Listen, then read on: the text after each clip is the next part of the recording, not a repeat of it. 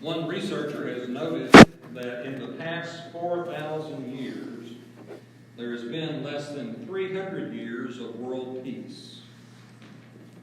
World War I was supposed to be the war to end all wars. Obviously, that was not the case. There are many places in our world today where there is no real peace.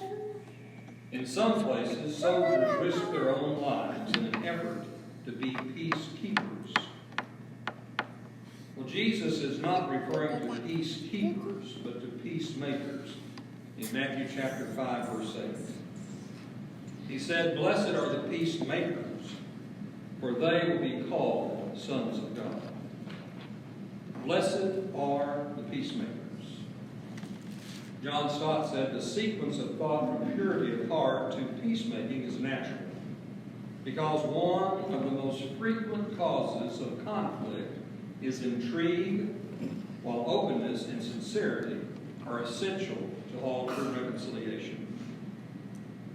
If you want to cause trouble between people, you lie, you slander, you gossip, you just change things around a little bit to make people unhappy with each other. A peacemaker actively overcomes evil with good. Some people are never happy unless they are fighting with someone. A peacemaker finds great satisfaction in removing hostilities and effecting reconciliation between enemies. I had a little bit of preaching experience before I began my first full-time work. And that first full-time work was with a mission congregation. It was a brand new congregation, just a few months old. And in that congregation, Christians had come from different backgrounds, different congregations in the area, and they all brought their baggage with them, the way that things were done back home. One of my most unfavorite phrases was, "Well, back at Inwell, we did it this way." And so I try to be very careful in referring to my past as back at so-and-so, this is the way we did it. But we heard that often, but that was not really the big problem. One of the big problems in this church, and it had its growing pains, was there was a lady who thought very highly of herself and her own spirituality, and who was at the center of all kinds of problems. One day, we were at the church building, I think it was maybe after worship, we were planning to have an event, open house for the new church building. And we were just talking about what we were going to do. And this woman was hearing this conversation, didn't have much to say. She went down the hallway, and we were standing at the end of this hallway. And she walked down to the end of the hallway, and her daughter was there. And she apparently said something to her daughter, and her daughter, a grown-up daughter, made a beeline back down to us and began to rake us over the coals because they hadn't been informed about this. They were not working for peace, but stirring up trouble. And some people just like to stir up trouble. A peacemaker finds great satisfaction in removing hostilities.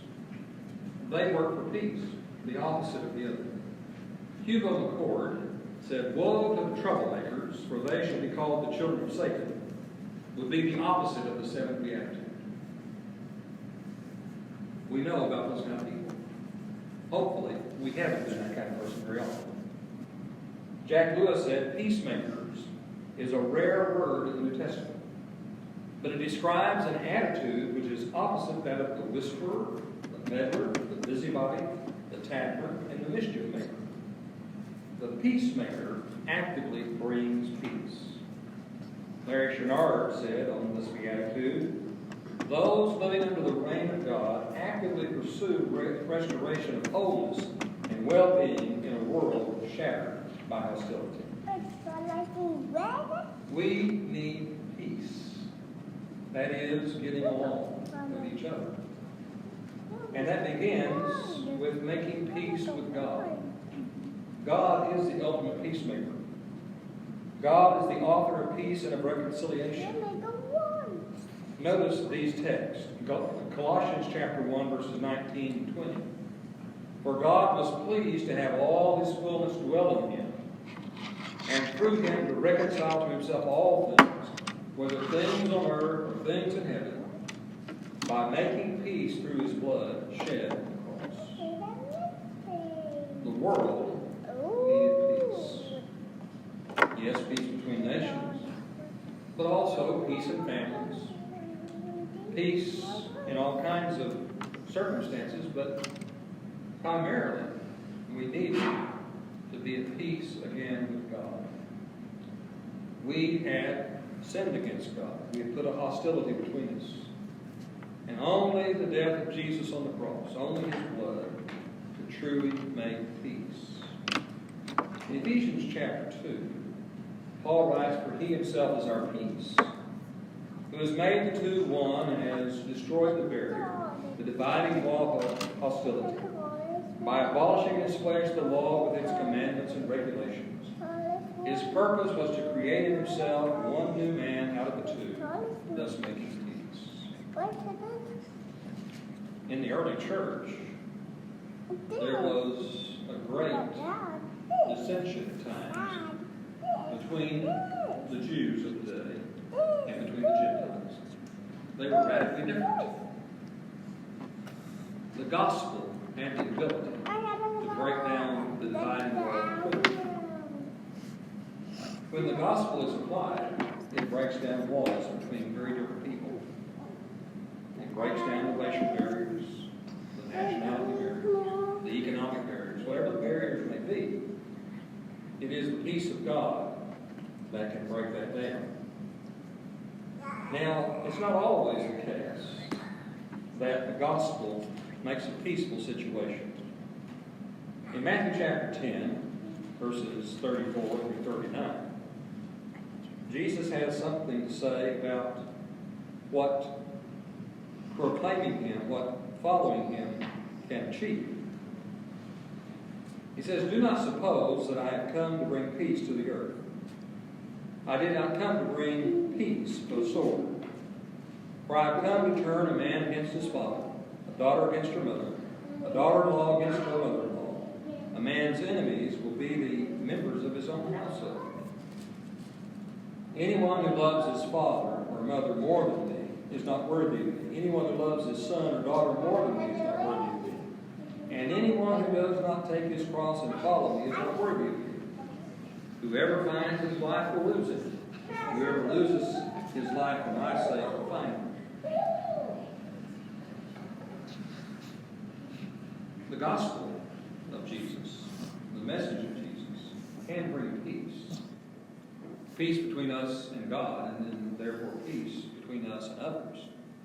But it can also cause just the opposite of peace. When does that happen? When there are those who are opposed to God. When there are those who are opposed to Jesus. And Jesus says that's going to happen. It's even going to disrupt families. I have seen in a congregation family members who were at odds with each other because of their view of how things ought to be in church. And they couldn't seem to get over the problem. As Christians, we should not seek conflict or be responsible for it. In Hebrews chapter 12, verse 14, we read, make every effort to live in peace with all men and to be holy. Without holiness, no one will see the Lord. And in Romans chapter 12, verses 18 through 21, if it is possible, as far as it depends on you, live at peace with everyone. Do not take revenge, my friends, but leave room for God's wrath. For it is written, it is mine to avenge, I will repay, says the Lord. On the contrary, if your enemy is hungry, feed him. If he is thirsty, give him something to drink. In doing this, you will heap burning coals on his head. Do not be overcome by evil, but overcome evil with good. Does it take effort to live at peace with everyone? It sure does. Now, I'm very easy to get along with, of course. Well, some of you know me. No, we think, oh, everybody ought to be able to get along with me. That's not always the case, is it? We must work to live in peace with each other. John MacArthur said, "A truce just says you don't shoot for a while. Peace comes when the truth is known, the issue is settled, and the parties embrace each other." In a Peanuts comic strip, Lucy says, "I hate everything. I hate everybody. I hate the whole wide world." Charlie says, "But I thought you had inner peace." Lucy replies, "I do, but I also have outer obnoxiousness." I think we have known those kind of people. Tom Kojic said he tells the story of a 4-year-old and a 6-year-old who presented their mom with a houseplant. They had used their own money to buy it, and she was thrilled. The older of them said with a sad face, "There was a bouquet at the flower shop that we wanted to give you. It was really pretty, but it was too expensive. It had a ribbon on it that said, 'Rest in peace.'